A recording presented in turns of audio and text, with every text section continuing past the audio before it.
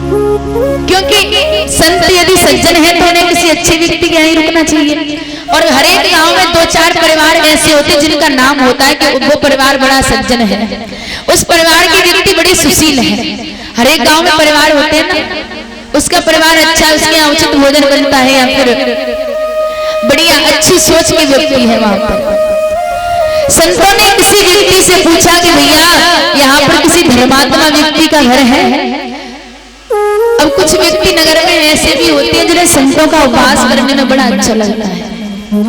कुछ व्यक्तियों को भगवान के भक्तों का उपहास करने में बड़ा आनंद आता है। सबसे बड़ी कमजोरी हमारे सनातन धर्म की, यदि हमारे हिंदू धर्म में, हमारे सनातन धर्म में कोई बालक प्रातः काल उठ करके तिलक लगा करके और यदि मंदिर पर जाता है तो मोहल्ले के कम से कम 10-20 लोग टोक देते, देखो पुजारी जा रहे हैं, देखो चले पंडा जी घंटा हिला रहे हैं। हंसी बनाते हैं ना, बनाते हो ना? बाहर से हंसी बनाने वाले नहीं आते, हम और आप में से ही, क्योंकि हम इस दौर से गुजरे हैं तो हमें ये चीज पता है।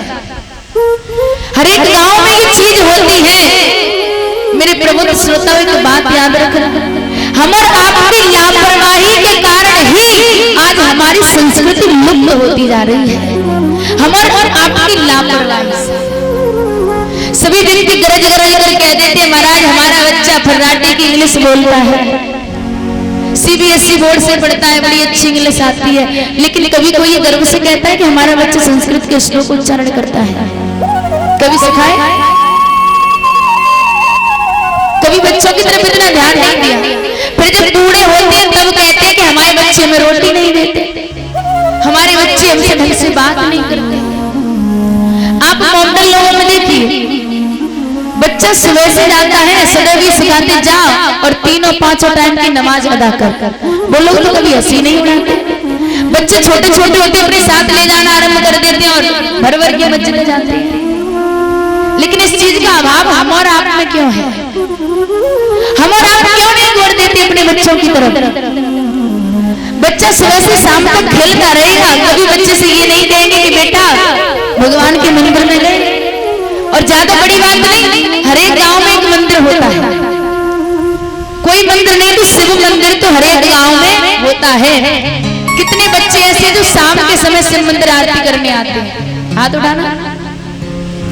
अभी नहीं, वैसे बता रही हूँ, जनरल इधर से आते हैं तो शाम के समय प्रातः काल दर्शन करने एक भैया आते हैं, तालियां बजा दीजिए भैया के लिए।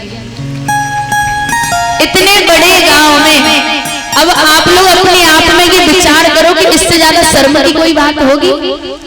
चुल्लू और पानी में डूब मरने वाली बात है, बुरा मत मानना, लेकिन वास्तविकता बता रही है। कुल मिलाकर के संपूर्ण पांडाल सनातन धर्म वालों से भरी है, सभी सनातन धर्मी है, सभी धर्म वाले हैं। लेकिन इतना बड़ा अभाव क्यों? इतना बड़ा गांव, इतने परिपूर्ण व्यक्ति, लेकिन गांव का एक शिव मंदिर, वहां पर घर में कम से कम 2-4 व्यक्ति तो होते ही हैं। अगर सभी व्यक्ति नहीं आ सकते तो घर का एक व्यक्ति तो आ सकता है। तुम बड़े बूढ़े हो, नहीं आ सकते, लेकिन घर में बच्चे तो हैं।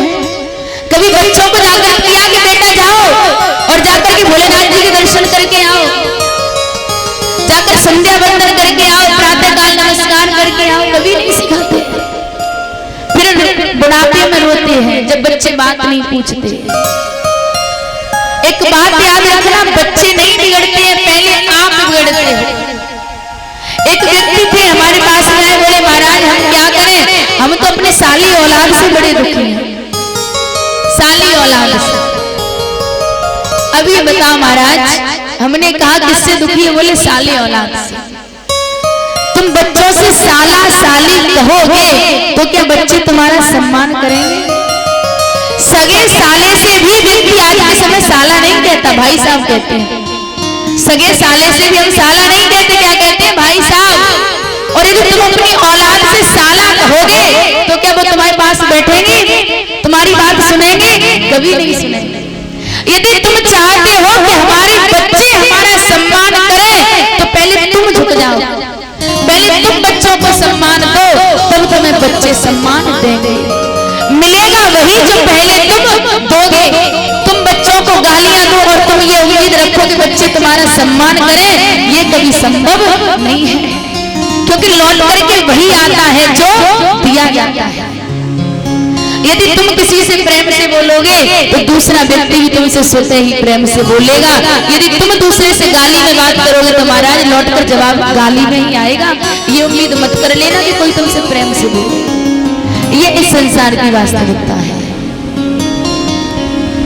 नगर में संतों ने व्यक्ति से पूछा, बोले भैया किसी धर्मात्मा व्यक्ति का घर बता दे। तो उस व्यक्ति ने संतों का उपहास करने के लिए, संतों की मजाक बनाने के लिए उन सारे संतों को अजामिल के घर भेज दिया। अजामिल के घर, क्योंकि जानते थे कि ये सब संत हैं, उस दुष्ट के घर जाएंगे तो इनका अपमान होगा।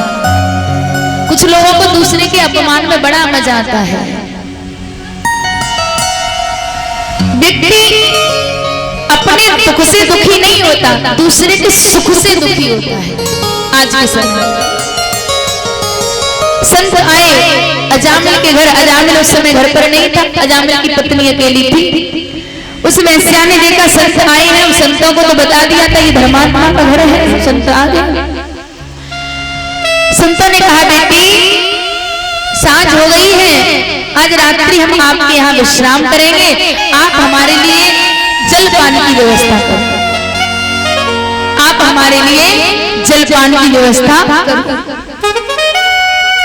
वैश्या ने जैसे ही सुना इतने संत मेरे घर आए हैं, वैश्या देखते ही समझ गई कि किसी ने इनकी हंसी उड़ाई है, मजाक बनाई है। वैश्या चरणों में गिर गई, बोले प्रभु क्षमा करना, लेकिन ये घर किसी धर्मात्मा व्यक्ति का नहीं है, ये घर किसी सज्जन व्यक्ति का नहीं है। मेरे पतिदेव दुष्ट प्रकृति के हैं, और क्षमा करना प्रभु मैं आपको जल नहीं दे सकती, क्योंकि भी मैंने आपको जल दिया तो आप भी पापी बन जाओगे।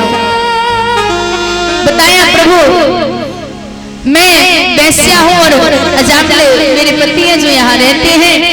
संतों ने जैसे सुना वहां से चल गए। संत वहां से वापस बन गए। वो वैश्या चरणों में गिर गई, बोले प्रभु यदि आपने भी हमें ठुकरा दिया तो ये बताइए हमारा कल्याण कौन करेगा? प्रभु हमारी रक्षा कौन करेगा? यदि आप जैसे महान भी हमें ठुकरा देंगे तो हम कहाँ जाएंगे, हमारे पाप कैसे समाप्त होंगे? वैसे हाथ जोड़कर चरणों में गिरी और कहने लगी प्रभु कर दो प्रभु मेरे मन में अधे